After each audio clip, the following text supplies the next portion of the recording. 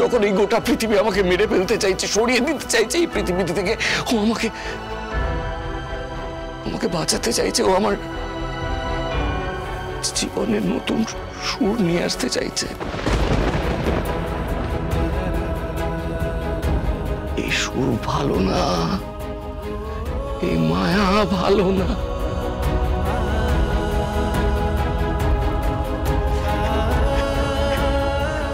মায়ার আরেক নাম ভালোবাসা।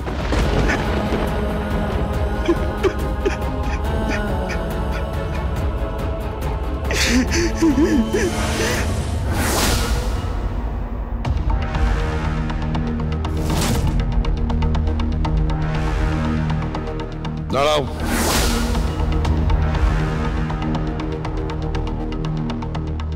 ওই অপরাধীগুলোর মাঝখানে গিয়েছিলে?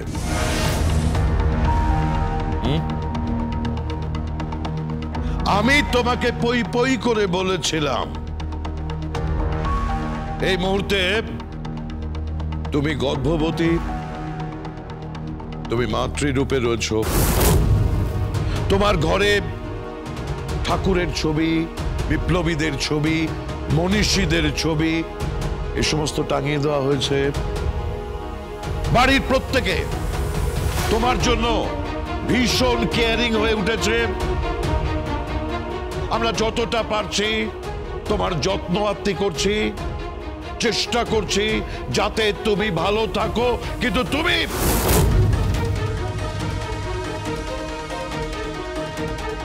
সেখানে দাঁড়িয়ে কি করছো?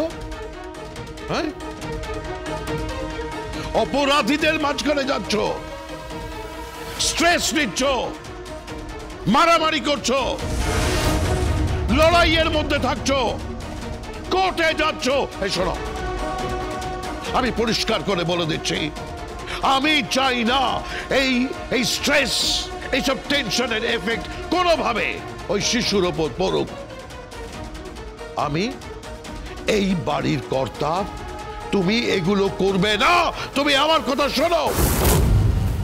আপনার পুত্রবধূ হিসেবে আমি আপনার সমস্ত কথা শুনতে রাজি, কিন্তু একজন উকিল হিসেবে নই।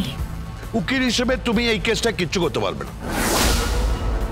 আর একটা ডেট শুধু দাঁড়িয়ে আছে সেন্টেন্স দেওয়ার অপেক্ষায়। সমস্ত হিয়ারিং হয়ে গেছে, কমপ্লিট। তুমি কেন বুঝতে পারছো না এর মধ্যে, এই কেসটার মধ্যে কোনো মেরিট নেই? ওই বিষ্ণুদেবের শাস্তি হয়ে যাবে, ওর শাস্তি হয় উচিত। ও একটা মানুষ নয়, ও একটা পশু, এই আমি তোমাকে বলে দিলাম। তুমি এই কেসটায় ইনভলভ হয়েও না তুমি। রাকাব, তুমি ওকে বোঝাও। ও কেন বুঝতে চাইছে না, ওকে বোঝাও। রাকাব, এক মিনিট দাদা।